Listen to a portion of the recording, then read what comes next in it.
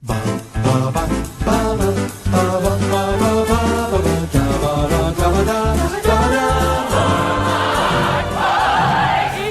slow and feel the crust out in our old. Eat them slow, cause everyone's a prize. Eat them slow, cause that's the law. And now we've sold it, come again tomorrow. Hold it. More hot pies! Bless my eyes! Right this way, sir. Fresh supplies! How about it, dearie? Be here in a twinkling. Just confirmed by theory. Toby's got what she's over. Didn't have an inkling. Positively eerie. Toby, throw the old woman out! Look, you're out there! Out! If you just ever tasted, smelled such, oh my God, what perfect warm that's by such flavor, Lord, that's good! Hello, I'm Thomas Carruthers. And I am Will Leggetter. And glimpse behind the curtain, Will's just told us we've got an hour and 4 minutes. Start the clock now. Will, we're going to talk about an entire history of Sweeney Todd. Let's start with the original London production. So for this, we had the incredible documentary that was from 1980, set with the London production. This was Dennis Quilley and this was Sheila Hancock. Dennis Quilley will come up again later. Despite receiving mixed reviews, the production won the Olivier Award for Best New Musical. The production closed in November of 1980, opening in July. What did you think of Dennis Quilley? I thought he was rather sensational. I thought it was excellent. I love Dennis Quilley. I thought he was a nice, perfect balance of Len Cariou's sort of, I don't want to say like straight, like, how would you describe Len Cariou's performance on the original album? It's very well sung. Yes, it's very. Yeah, I won't say it's very emotional. precise and yeah. And I think that's admirable for an original cast album. Yeah, it needs to be like that, and also it doesn't. Well, we'll talk about my opinions on it. Somebody who sings the role very well later. But Dennis Quilley, on the other hand, is sensational. This balance of the fury, and it's very British. I find it very funny when it comes to the interviews, and it's so very British, darling. And Sheila Hancock, I thought, was sensational as well. Another sort of in the Imelda lineage of not really playing it for too much comedy. I was a little underwhelmed, like when the clips of her in her rehearsals. I was like, okay. But then as soon as she donned the costume and it was like showing footage from like dress runs and shows. Well, she's a lovely darling, isn't she? I when Dennis Quilley, when they were rehearsing Epiphany, and he went, I'm not going to sing it, of course. I'm not going to actually sing it. And then he does end up singing it. Because I think I found this, when you're rehearsing music, even when you're rehearsing like big, angry, voice taxing scenes in a play, you always say, I'm not going to do this full voice. But then by the time that you've sang all of Epiphany, of course you're just going to go joy. Of course you're just going to hit the notes. It was at Drury Lane. It was this huge production. It was the huge Hal Prince factory production. And he kept going. It was like there's that bit in the video where he's like, yeah. So I asked for a factory whistle. He's going on about this factory. He's so proud of the factory. He is very proud of the factory thing, and I'm amazed that no other production has ever done it ever again. I guess the 2012 has elements of it. That feels like it could be it was a bit factory like, but overall, nobody's ever done like this is a huge foundry. Yeah. Apart from the Kennedy Center production, which the whole point of those productions was that they were literally making not replicas. What's it? A literal revival. Oh. And we'll be talking about revivals later. Shall we talk about the 1989 Broadway revival, the first revival, with our very own Juan Perón, Dice are rolling and knives are out. This is Bob Gunton, Warden Norton, as I like to refer to him as. So this opened in 1989, a whole 10 years later. And the big thing was that it was just in a smaller theatre. In contrast to the original Broadway version, the production was designed on a relatively intimate scale and was affectionately referred to as Teeny Todd. Teeny Todd, call it in. This production received 4 Tony Award nominations: Best Revival, Best Actor, Best Actress in a Musical, obviously, and Best Direction of a Musical, but failed to win any. Again, I liked Bob Gunton. I can't say I was. Why isn't? I don't know. I mean, obviously, sometimes voices can age poorly, and you can't perform. Why doesn't Bob Gunton do more musicals? Yeah, that's true. Let's get up Bob Gunton's theatrical career. Bob Gunton playbill. Let's see what he was in. Let's see what his last credit was. Rolls 9. I can already see this. Okay, so yeah, it was in a couple of plays. I was in Working. Have you listened to Working, Will? The one. Basically, it's this old book full of interviews. It's this old book full of interviews, basically just interviewing 20 different professions. And then Stephen Schwartz of Wicked fame wanted to make a musical of it, and he gave, I can't remember the other composers, but yeah, he wrote 3 songs, and then somebody else did 2 songs, and then guess who picked it up in the early 2000s? Andrew Lloyd Webber. Lin-Manuel Miranda. And he added a couple more songs as well, and they're all very good. It's like sort of how does that sound? It's like some really nice Stephen Schwartz sort of, and then all of a sudden, the lights come down. Dun, dun, dun, dun, dun, dun, dun. How does a plumber work all day in a mine? Because he's in a mine. He's a coal miner. He's not a plumber. I lied. That really lost its steam the minute it began. Really, yeah. He was in that. So again, another musical. Sweeney Todd was his last stage role in 1989. Oh. Yeah. And he was nominated for Best Actor in a Musical and Actor in a Play for every production he was in, apart from Working. Literally, the Tony Awards were only for Evita and Sweeney, but the Drama Desk Awards, he's a critically acclaimed stage actor, and he's never gone back to it. Who knows? Who knows? Here's some quotes. They say some people, this is the newscaster, I found this funny. They say some people would kill for a lead role on Broadway. And that's true of Bob Gunton. For on Broadway, he kills cast members every night. That doesn't actually make any sense, does it? No. The actual cast members. Yeah, he kills people every night. And then hard cut. Sorry, breaking news. It's the Broadway murders have been attributed to star of Sweeney Todd, Bob Gunton. I would like to elaborate that my hilarious joke from earlier in the show, he can't let it go that it was a great joke. And then he continues, it brings new meaning to the term mystery meat. Is this a term?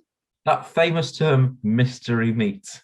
Mystery meat sounds like a Mighty Bush sketch or a Toast of London TV show. It sounds like something from League of Gentlemen. Yeah, well, it is, isn't it? It is.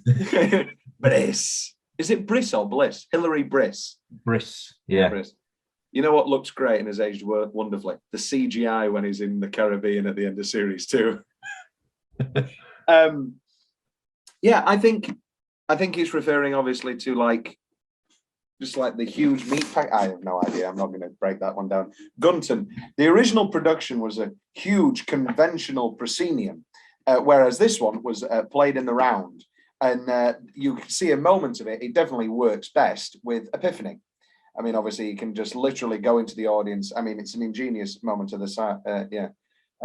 Very just an interesting choice. And I'm sure there's been many in the round productions, and they've all said the same thing. He can really go into the audience now for Epiphany. The news guy, the slashing saga of that legendary cut-up.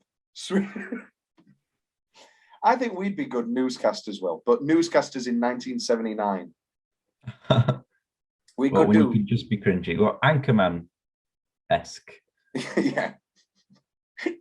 Smelly parrot hugger. Okay, ready. 1993 London revival. So this is, dare I say, the first. Well, it is the first big London revival. I don't know why. What the fuck am I saying? So this was at the National Theatre, and this was under Richard Eyre, who also brought the Little Night Music revival that we looked at with Judi Dench.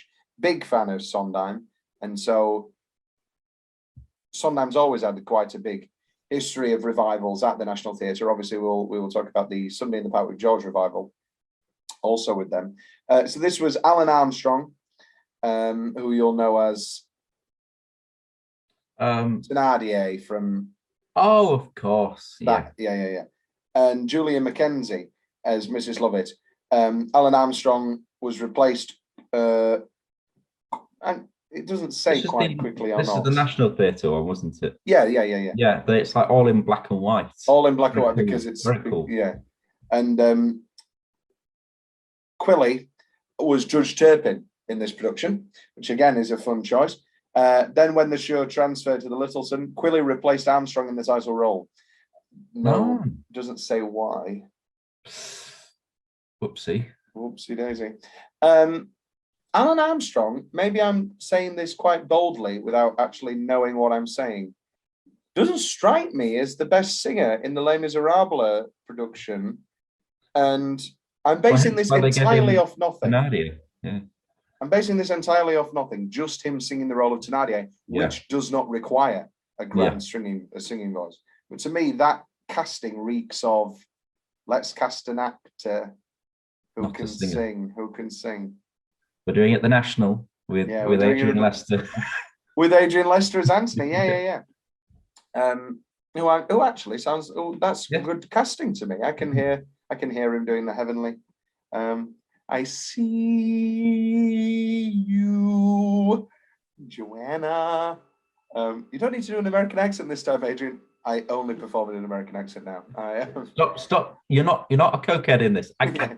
It's not pretend. He just does all the roles in reprise. Mischief. Adrian, calm down. If Sam was here, he would have directed it like a cokehead. Sam Mendes isn't here. Stop blaming. Sam Mendes isn't here. Let's talk about the real reason we're talking about this. Julia Mackenzie as Mrs. Lovett. Hey. Absolutely perfect. Fantastic. Sings the role brilliantly, comedic, the Cockney perfectly blending in. I thought it was a sensational performance. Sondheim praised Donnellan, the director, Declan Donnellan. Declan Donnelly directed this production in a period away from Ant, for the small chamber approach to the show, which was the composer's original vision for the piece. Do you like your Sweeneys big or small? Big. The bigger the better. I like a big Sweeney. It won Best Actor for Armstrong, Best Actress for Mackenzie, and Best Musical Revival, as well as nominations for Best Director and 2 for Best Supporting Performance. I don't know if it was just me. I don't know if you noticed this. There was a lot more organs in the orchestration, I found, with I don't know, maybe that was just my ear. Let's talk about this then. Anything else to say about the National Theatre one? No, I wish I could have seen more of it. Obviously, we just got to see Ballad of Sweeney Todd into a bit of Worst Pies. However, a production we saw all of was the 2001 concert production directed by Lonnie Prince. Lonnie Prince, we've talked about before, with the company, absolutely sensational director of normal stage stuff and also these concerts. I think he is one of the finest directors of concerts we have currently. Also a brilliant TV man as well. He shot for video the Company with Raul Esparza that we watched. So he's very adept at live recording, which I think is an incredible skill in itself and is quite underrated. And obviously we all know that Lonnie Prince was, what's his name in Dirty Dancing? The Pachanga. I told you that he's him. No. I've never told you that he's the Pachanga guy. Oh, you probably have. The son of the guy. Yeah, it's him. Didn't you well, I don't know if you'd recognize him. And this is my first point. You want to talk about Big Sweeneys? Sounds absolutely incredible with a full symphonic orchestra. I mean, Jesus Christ, it's insane. It's sensational. This was originally supposed to be Bryn Terfel. Oh, was it? This was originally supposed to be Bryn Terfel, and everyone was like, "Oh, he's the greatest baritone in the world, so he needs to play Sweeney." However, he had a back injury. Oh dear. Oh dear. Oh dear. Oh dear. Oh dear. So they said to George, because George and his friends had already booked to see it because they were excited. The greatest baritone in the world singing Sweeney. This is going to be brilliant.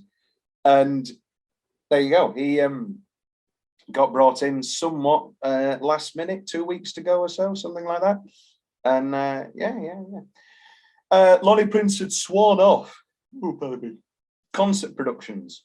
He said he'd sworn it off because you're always trying to juggle the scripts and he doesn't like it and all that sort of thing. Of course, he will then direct the other Sweeney Todd concert with Bryn Terfel that we'll talk about later, where he comes up with something entirely new to do with the concert format, or at least for the first 5 minutes, and then just restages this. This was Patty's first Sondheim role. Really? Yeah. Oh, wow. I know. And then obviously she's become one of the great Sondheim women. I mean, yeah. Company, of course. I believe she was in Sunday in the Park with George in a revival as the mother. I don't want to say a thankless role for Pavlopone, but somewhat thankless role. Mostly opera actors, which I think works tremendously well here with Judge Turpin. Yeah. Timothy Nolan, for me, may be the absolute standout of this production. Oh. I mean, well, no, and Patty. I think this is my favorite Patty. Patty in this key. Yeah, doing the concert, Patty is incredible, and she's hilarious. She's hilarious. She's funny. She sings it excellently in this key. And she's on a tier of Imelda for me in this production. She never goes too wry with the cockneyness. I find that when a lot of the American actresses play it, that they do the whole, "Oh, I'm a cockney." And I guess I was worried that a customer, the longest a customer I'd ever heard. Oh, wait, was your? And then she's immediately into it, and she's Patty, and she's sensational. Here we are. Yeah, mostly opera actors. This is Patty. I choose not to ignore anything that's on stage with me. And so there was an orchestra. I don't know what she means by that, really. This is a funny little part of the documentary. She's struggling with the lines of Wait. She's talking with the conductor. And she's like, I just can't remember whether it's Easy Now or Easy Love. And then Sondheim walks past and he just goes, just say whatever you want. It doesn't matter. Do you think, I think at this point, this was her first Sondheim role. I think Stephen was just quite happy to finally have her on board, it seemed to me. Yeah. Well, by the sound of how he cheated his own lyrics. Yeah. And the big thing that Patty was illuminating on this was that she worked beforehand. I've been working on the score for about 9 months because I knew there was no time. That's the big thing with these concert productions is it's like 2 days, 3 days rehearsal, 4 days rehearsal. And it's a real mad dash. As we saw with the Follies in concert, the 1985. And that's, of course, the joy of them is that you can manage to get all these huge stars because it's not a long run, but also it's the absolute stress of it. I've got a couple of notes about the actual production here. Patty notes the Rubies line in My Friends. None of this trans stuff that we spent so long talking about. And I think that's an interesting choice, noting it. And then George Hearn now it must be ambidextrous. At last, my right arm is complete again. What did you think of Hearn in this concert? Why are you asking me, Tom? It sort of felt like Homecoming King coming home. I'll do whatever I want. I thought his epiphany this time was a little lackluster. He was just missing. It lacked. Luster. It lacked luster. Oh, very good.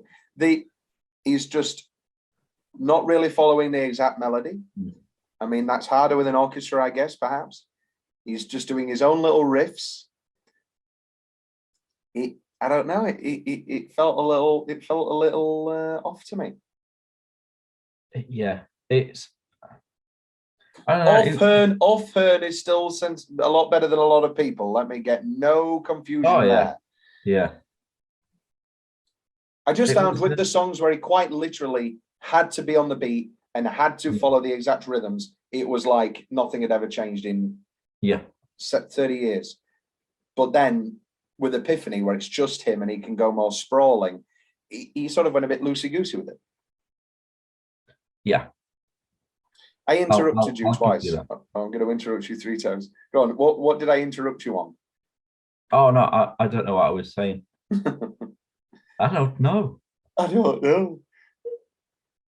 Do applause for Joanna Mea Culpa. Poor Timothy Nolan's just done that excellent performance, and then nobody claps. Yeah, they're all probably going, oh dear, that wasn't in the 1982 with Angela Lansbury. As if Angela was the one singing it. Angela never did that. Angela, yeah. Joanna, I sit inside your window, so new a child. Oh, deliver me. I put here extended shilling. Oh, extended whistling, looking at the open throat. Good bit of direction there from Prince. Continuing the whistling and delivering his open throat. Absolutely wonderful. Hearn's, was it just me? Did you see that Hearn's eyes were closed for a lot of Epiphany? Yeah. Interesting choice, I thought. It wouldn't have been an interesting choice if he stumbled over some poor flutist. He's just stumbling around. Patty with a tuba. Oh, don't get me fucking started on Patty. We're nearly there. We're nearly there to rail into Patty's tuba. Also excellent in this production, I thought. Mr. Patrick Harris. Yes. Very, very good. Yeah. Is there a world where Neil could do Sweeney? No. No. People said that about Michael Ball. Would you have said that about Michael Ball before you heard it? Yeah. Could you? Did you? I think because that was a huge thing. That was a huge thing. Saying that thing. Love changes everything. What about, let's have it, flip it, the other half of Michael Ball, Alfie Boe as Sweeney. That would be great. That could work, actually. But he'd have to... No, it couldn't, because Alfie Boe can't act. Oh, I knew you were going to say this. This is a prevailing opinion, isn't it? It is. He's a bit of a Bryn Turnful in that sense, isn't he? Can we continue that, just us two? If anybody says, I don't really like Jared Leto. Yeah, he's a bit of a Bryn Turnful in that sense, isn't he? Except we're just like, no, sorry. We wouldn't be, we'd go, we'll be there soon enough. What the fuck was that pathetic red streamer oven? Hey! Pathetic. You know what I don't like about concert productions? No blood. Yeah, I was about to say. You know what? The thing I hate, I didn't get to say it last. That sounds like you could. I didn't get to say it in the last episode. Actually, no. Well, it was 2 hours and 10 minutes long. It was. We had more than enough time. So long. An update for you. We have to finish bang on 11 today. I've had another update, so okay. I will speak even slower. Now I hate in Sweeney productions when they pull out a red cloth. Yeah, that's the worst thing they could do. I would go and watch Sweeney Todd at the theatre, and I'd be loving it, regardless of the adaptation. I'd be going, this is great. I'm in my element. And as soon as they pull out the red cloth, I'd be like, you've ruined it for me. And you will scream, and you would scream, "This isn't Cell Block Tango." This is the biggest problem with concerts, and they nearly get it sorted with the red paint in the second one in the Bryn Turnful production. But then in Joanna, because he can't have red paint on his hands the whole time, they have to do it themselves. And it just looks so forced. And I know that I think it just takes all the fun out of Joanna Reprise for me. That's that, really. Let's talk about the 2022. Oh, any final thoughts on the concert, Will? It was nice. It was very nice to see Patty. I enjoyed Patty a lot in that. I like Patty. A lot better than, well, we'll get there. The 2022 Kennedy Center production, not really much to say here, just that what am I sorry, one final note on that one final note. Sondheim, somebody who was in the ensemble did a little interview, and they said that there was a fun moment where Sondheim was noting Hearn and Patty, and then they shake their heads, and then he went, no, don't shake your heads. And then George went, I've been singing it that way for 25 years. And Sondheim went, and you've been doing it wrong.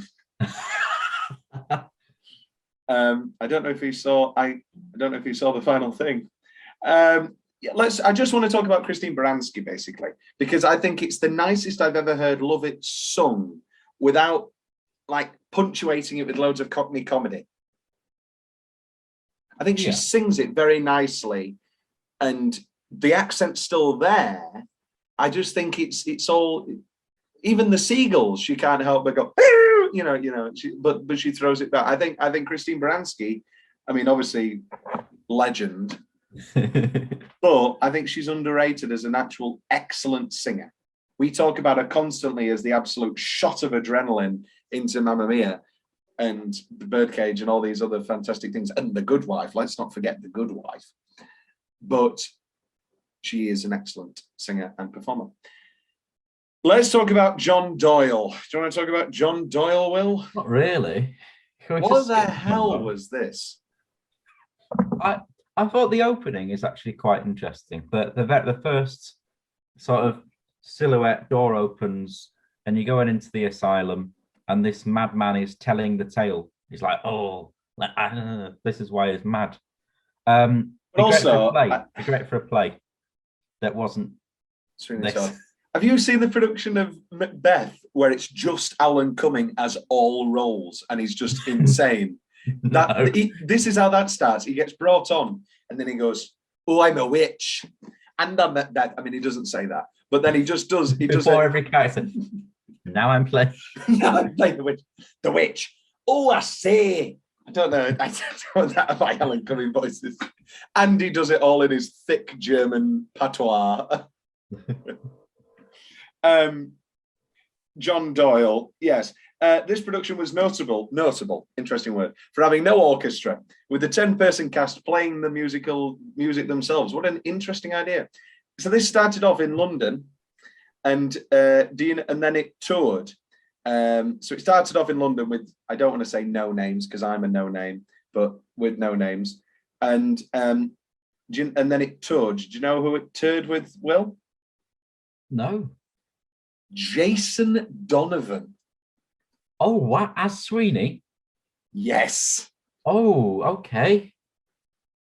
I tried to find footage. I tried to find the footage. There isn't any. I don't know if they burnt it. But I've been to see Jason Donovan. In what? He played the Aussie. Yeah. Oh yeah. You did go see a play version of the King's Speech. Did you see the play version of Rain Man with Matthew Horn? No. With Matthew Horn as Rain Man. We should have. The fact that we did not go and see that at Leeds Grand is one of the great travesties of my life. So then, of course, it transferred to Broadway with Michael Cerveris and Patti LuPone. It won 2 of its Tony Award nominations, Best Orchestrations and Best Direction. Because of the small scale of the musical, it cost $3.5 million to make, a sum small in comparison to many Broadway musicals, and recouped in only 19 weeks, and went on to have a stellar financial thing. And yet, for me, so many of these choices are just lackluster, baffling to me. Yeah, it's you'd think if it's done like this, it would be very crisp and clean and clinical, But it's Well, this is not. the thing. It's an messy. asylum. It's an asylum, but it's also maybe a funeral home. I think creatively the choices are messy, as you say, and muddled. And who's crazy? Who's not crazy? You can't set it all in an asylum. That doesn't make sense. Especially when there's an asylum in the show. I didn't even think of that. I didn't even. It's. You've got to go to the asylum. I'm here, mate. What are you talking about? Sweeney in a coffin, I think, is a great Stark image. That's wonderful. That's good. It's a good image. And the hand coming out. Oh, it's very, very creepy. Patty starting Worst Pies in London, I was amazed. Just no comedy, no buoyancy. I know you hated the buoyancy of Lansbury, but that's what it was so down, and obviously the key was down. Just no energy at all, and that's the choice. And it's not Patty, because we've just seen her give one of the great Love-Its. It's annoying, yeah, it's annoying. A little priest, she's wearing a top hat, and they want to fuck, I guess. I mean, that kind of works. I kind of enjoy that, like a sexual banter. Yeah, yeah. Then Patty comes on with her tuba. Did you? I bet you liked all the times that Michael Severus used the triangle. as a man who likes to use triangles in his plays. As a man who wants to use triangles because he feels cuckolded and emasculated musically by the fact he can't play any instruments. That's me, not Michael Cera, sorry. What is that mini coffin that they keep carrying around? I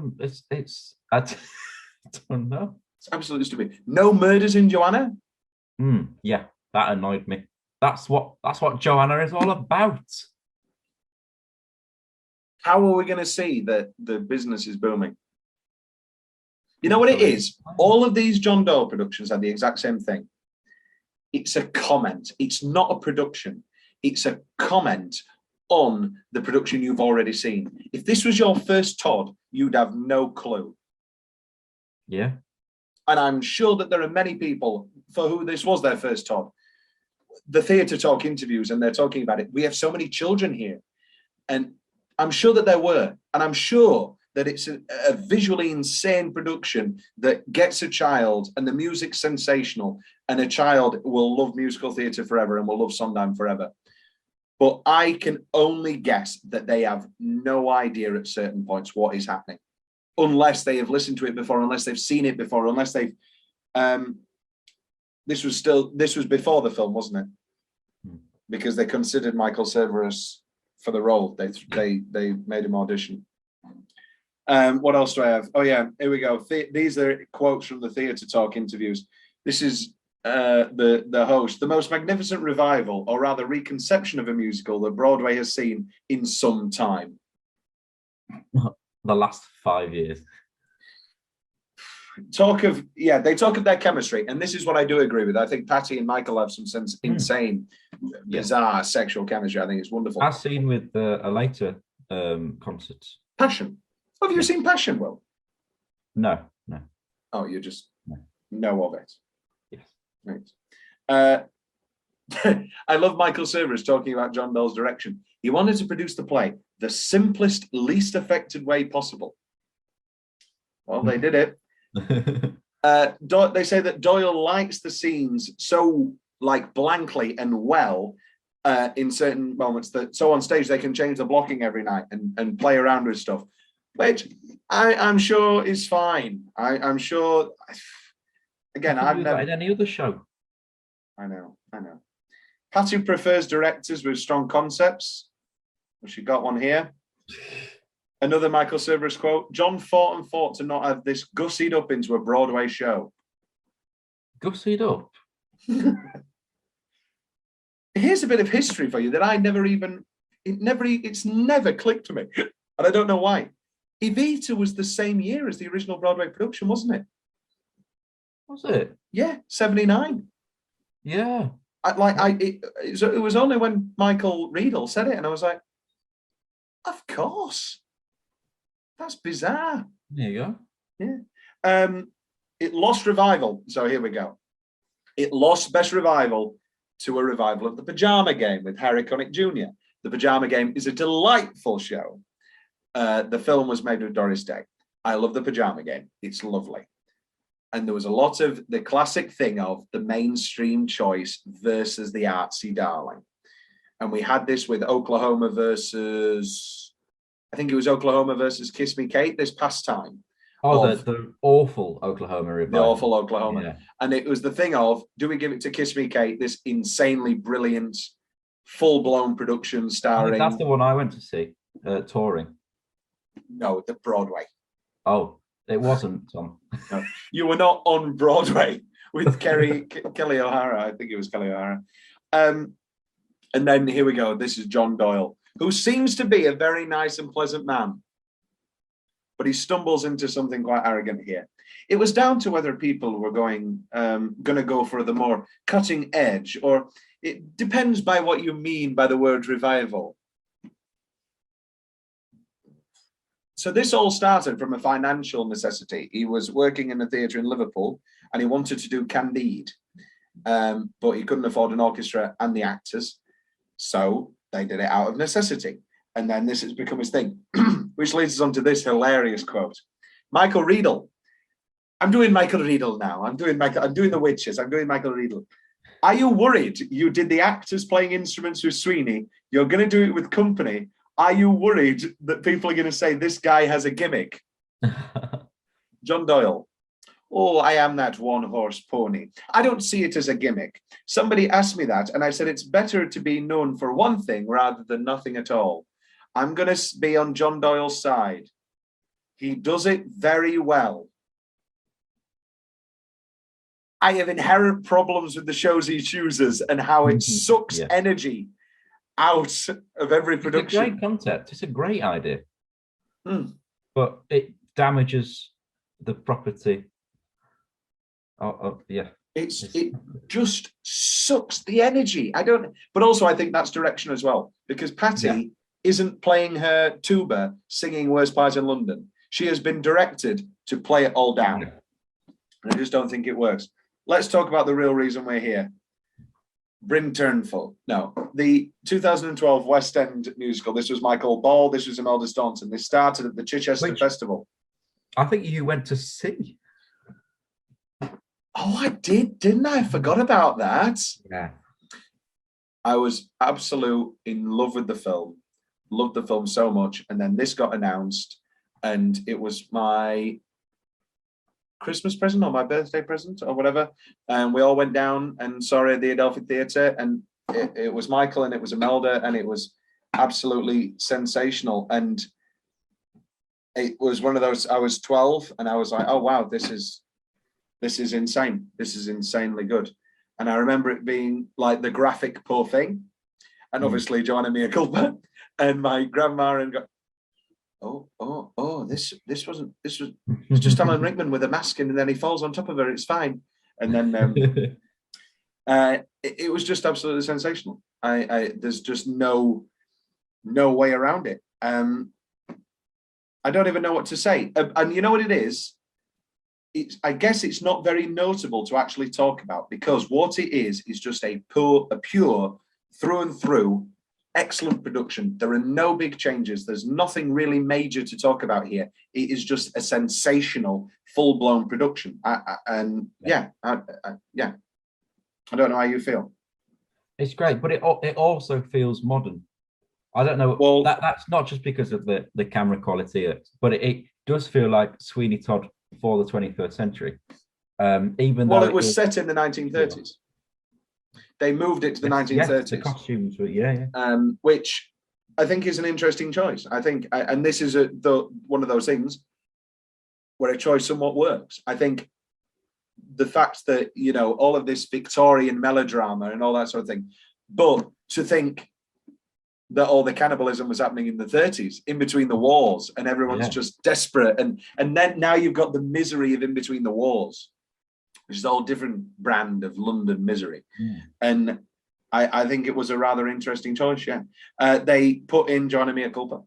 I think it was just a production that also focused on the inherent darkness and didn't shy away from anything. Like the poor thing, it was quite graphic, the rape.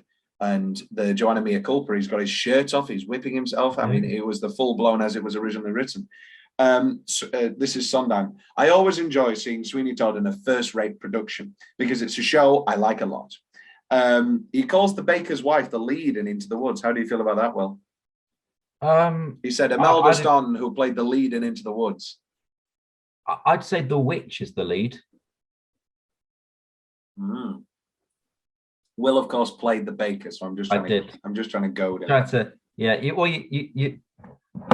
Okay, it's fine. Fine.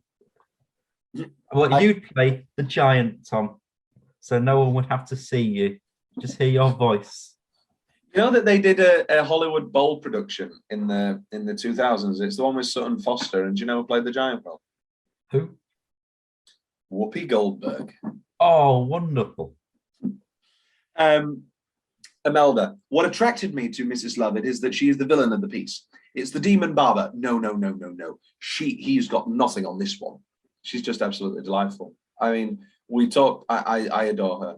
She has all the comedy. She has all the sadness. She has all the power. It's absolutely sensational. She's quite good, isn't she? She's our greatest living stage and screen actress, specifically stage. Ball was coming off of Hairspray for years and years and years, touring it, London in it, and he wanted to break the mold. Ball, this is a quote I don't understand. It's musical Marmite. Some people love it, some people don't get it at all. I've never met anybody who doesn't love Sweeney. Have you? Sort of when people are doing Sweeney, you're like, oh, okay, because it's so gory, it's so horrific. It's whereas let's say, okay, we're advertising, we're doing Legally Blonde, your ticket's going to sell it straight away. We're doing Sweeney Todd. Oh, okay, but look, people will go to see it, but it's more of a cautious. Oh, are you doing Sweeney? Oh, I think there are two camps. There are those who have seen it before and know how funny it is, and there are those who see it for the first time and leave saying that was hilarious. No one leaves Sweeney Todd saying it was bad. It's going to it. That's the biggest step. I literally remember sitting in the interval of the 2012, and I remember the people behind me saying it's a lot funnier than I thought it would be. I remember that, and I don't know what. That's one of those weird Tom things where I remember little things weirdly. But that's one of those things, and I do think that's the thing. I think, Sweeney Todd, the demon barber of Fleet Street. That's why Worst Pies in London is at the 15-minute mark, because you need to say, don't worry, it's not 2.5 hours of this. And she's a breath of fresh air. The Olivier for Ball. Oh, sorry. Michael Ball talking about saw the Doyle production and loved it, he said, but I wanted to hear an orchestra. I wanted a huge ensemble.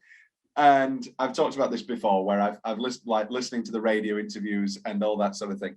Obviously, Michael Ball and Imelda Staunton both won their Olivier's. Brian May gave it to Michael Ball and said, "What a treat." Michael Ball, I don't know why he said what a treat. And Adrian Lester gave it to Imelda, didn't he? And Imelda, Jonathan Kent, who made me bold and brash and slightly alluring as Mrs. Lovett. Love her. Imelda does the category for, So every time Sondheim's ever won a Tony Award, he has always said about bringing an award for musical directors. He has said that since Company. And Imelda's taken on that mantle, and I think that that's rather endearing and rather touching in the current legacy we have. When she was, and then another thing from her speech, when I was arranging tickets for my husband on the last night, he said, "It's all right, pet, I've seen it." Is there a more endearing stage British marriage than Imelda Staunton and, well, his name's Carter in Downton. Fisher, not Fisher, John. Jim. I think it's Jim, isn't it? Jim. Broadbent. Jim Utley? No. Jim. Imelda May, Philomena Bernadette Staunton. Incredible. As if I couldn't love her anymore. Spouses. Jim Carter. He's not called Carter in Downton. He's called Jim Carter. We can't do. I was going to do an Imelda tangent. We haven't got time. Yeah, haven't got the time. let's talk about Sweeney Todd in concert with the New York Philharmonic Orchestra. There's three big things to talk about here. Emma Thompson, who's very funny and acts it very well, but does this bizarre fake opera singing, which is all I can describe it as. Well, I'm going to talk like I'm acting when I'm faking opera. And it works for comedy with certain moments with limited wind. But I don't know if it worked entirely for me. No. What about you? It felt very put on for a concert. Yes. I mean, we've not yet talked about the Ballad of Sweeney Todd, which I think is the most infamous part of this production. I think it's excellent. It is great. It's very funny. It's very easy to make fun of. Yeah. And we have done it so many times. We're going to do it again now, but we've done it. When I brought it up before, I can't remember when I brought it up, but you made me laugh so much when you did do it, Will. Oh, what was it? When you go, oh. Yeah, it's like, oh, and they're all like looking at you. And I laughed out loud. Oh, they throw the script. For me, it's just the big show they make of it. Bryn Turnful, attend the tale of Sweeney Todd. And then he takes his script. Yeah. And then Emma. It's great. Just as it. And for me, the comedy really starts when Christine Ball starts knocking over vases. Yeah.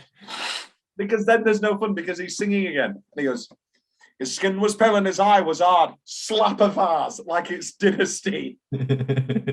and then obviously Bryn Turnful goes over to his big box and he starts handing people air horns. Why are there air horns? And he's throwing them graffiti. And then everybody's going around. Yeah. Right. All these like full-blown theatre kids who have just come on in their tuxedo and they're going around. Yeah, I've got graffiti. Yeah, it's this sort of production. Yeah, you wanna, you got it. And then all this shit. But then, as much as I can make fun of it, the minute the fake piano slams down. Oh, the slam of the piano is incredible. And then the lights change and him in the leather jacket. Yeah, gets me every time. Oh, it's great. What in the deal of Sweeney Todd? Oh, and Bryn Turnful and the only Welsh I can do is Anthony Hopkins. I very much enjoyed performing it. Yeah, at the old Vic. Very much enjoyed it. Very much enjoyed playing Sweeney Todd. Very much enjoyed playing the role. I'm just doing my painting. I'm just doing my painting here. I would like to thank Mr. Boseman. I would like to honor Mr. Chadwick Boseman. Do you remember? Will, you didn't watch the Oscars live? He came on after Will Smith and he was like, Mr. Smith said it best. We should have just peace and love. Thank you, Mr. Did he? Yeah. It was insane. Shots fired. Yeah, Will Smith, who said we should all have peace and love. 15 minutes after punching somebody in the face and somewhere in the middle of a 5-minute rambling speech, Richard Williams was, I will never for the next 2 years open a speech without going, Richard Williams was a fierce protector of his family. And if you laugh, that's fine. The ripping away of Emma's dress, I think works very well. What else have I got here? I don't like Bryn Turnful singing. He's an excellent singer, but he can't act. You sir, two sir, welcome to the grave. You sir, two sir, gentlemen, now don't be shy, not one man. He's an incredible opera singer. He really, really is. But whereas a Timothy Nolan from Judge Turpin from the 2001 concert is an excellent opera singer, I need the acting. I'm sorry, and I think your problem, and also they don't work together as a Lovett and a Todd. No, yes, because he is the concert version, not even acting, and she's acting too much and not really singing it. It's insane to watch. I think a better Bryn Turnful is when he did A Little Priest with Maria Friedman at I think it's the Sondheim at the Proms. Anyway, very good. Anything else to say about this production, Will? That's it, really. You just want to talk about the opening. The rest of it Yeah. is It's fine. exactly the same production as the 2001 production. Yeah. Lonnie. This was also directed by Lonnie Prince. Will, I think it's time to rank our songs. Oh, Have you got them with you? I have. Okay, here we go. You give me your 6. Okay, my 6 are the same 6 I had previously. Okay, yeah, and they which were are My Friends, yeah, Pretty Women, yeah, Epiphany, mm, A Little Priest, mm. Joanna Reprise, and Not While I'm Around. I'm going to allow us to go to 8 I love that. because there's so much difference. This is the problem. Yeah. I have Not While I'm Around at 12. I have Pretty Women at 10. My top 10: Pretty Women, By the Sea, Joanna Quartet, Final Scene, My Friends, Worst Pies in London. I have God That's Good at 4, and I have The Ballad of Sweeney Todd finale at 3. Woohoo. Right, A Little Priest and Epiphany are locked. Now you give me 2 locks straight. Oh, no. You give me 2 locks and I'll have 2 locks. We'll do it this way. That's fair. Oh, right. I know I picked my favourite 2 remaining. I'd put in Pretty Women, Will. I want to put in Pretty Women. I'll put in Pretty... Okay, so Pretty Women. Thank you. I really want Not While I'm Around in there. For me, that's the easiest cut of this 8. I don't know. Right, let's make a short list. Ballad of Sweeney Todd, finale. Ballad of Todd, finale at 4. God That's Good. They're the 2 I definitely want in. Okay, so then you want to put in My Friends and Not While I'm Around. You're putting words in my... yeah, it's got to be Friends over that. I'm not ranking them yet. And Not While I'm Around. Yeah. Okay, that's 7 songs. Now, what about Fog's Asylum? What about Wigmaker Sequence? Right, we currently have A Little Priest, Epiphany, Pretty Women, Ballad of Sweeney Todd finale, God That's Good, My Friends, and Not While I'm Around. I'm willing to put one more song in and take it to 8.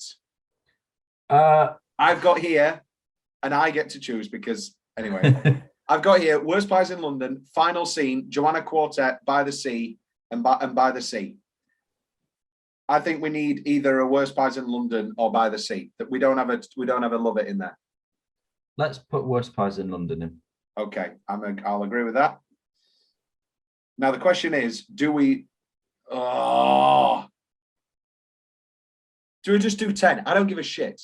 Let's do 10 and put Joanna Reprise in there. And Final Scene. No, Final Scene's pushing it. All right. What have we got left? We're putting Joanna Reprise in there. Right. Okay, we'll put Joanna Reprise in. Joanna Reprise.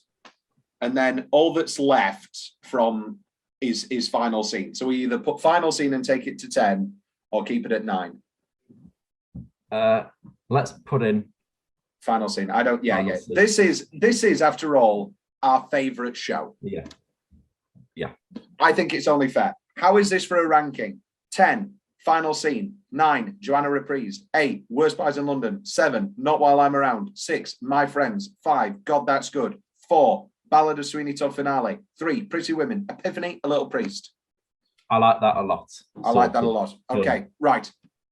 Ooh, Will's got 1 minute. Can we do this in time? I think we can do this in time. Okay, here we go. Start at the top this time. We usually start at the end. Yes, and I think are we still happy with A Little Priest being our number 1? I think it's a perfect song. So okay. I'm cutting. I'm now. Yeah, oh my god, we're putting in 10. Wow. Okay, 31 to there. Well, these are all above the 30 mark, are we? Are they all above definitely. the 30 mark? Oh, yeah. Okay, yeah. there we go then. So, Okay. Right. No, we can't go from the top. We have to go from the bottom. Okay. So where does final scene go? I'd say below. I'm happy with final scene at 40. Yeah. I think it feels a bit naughty having cut, paste, yellow. Okay. Joanna Reprise. Joanna Reprise, I want to put Below Too Many Mornings, I think. okay, yeah, that's fine.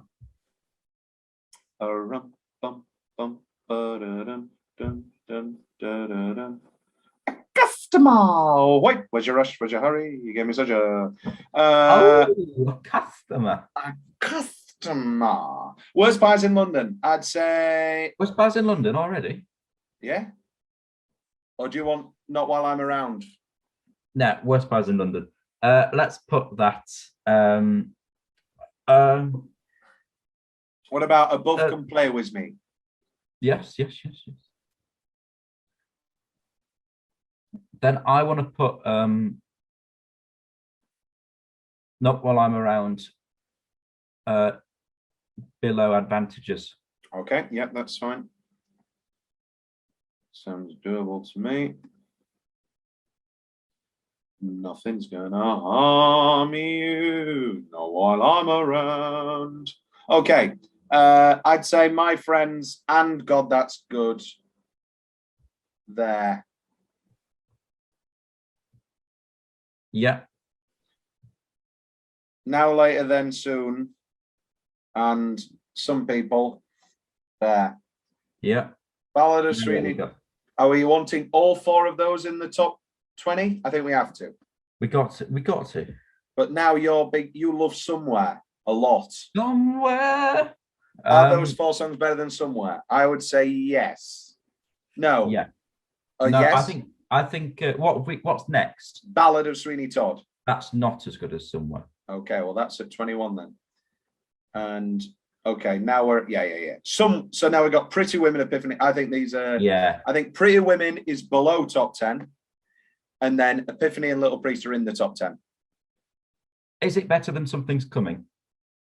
Pretty Women, no. Yeah. And I don't even think it's I'm Pretty Women At 12? No. I would put Pretty Women at 16 here. Oof, okay. I don't know. How does that work for you? Oh yeah, actually, because everything's coming up roses. Yeah. Everything's coming up sunshine and lollipops. So now Epiphany, better than how about this? We're here to make bold strokes, Will. Yeah. New number 6. Oh. Yeah. Are you happy with that? Yeah. And then our new number 1. Oh. A Little Priest. Any particular versions, Will, of these that you enjoy, that you want to be put into the canon specifically? Or the Imelda ones I want are Little Priest. Yeah. Joanna Reprise. Yeah. It's up to you with Worst Pies in London, I think. And Final Scene. Got to be Final Scene, Imelda. Yes.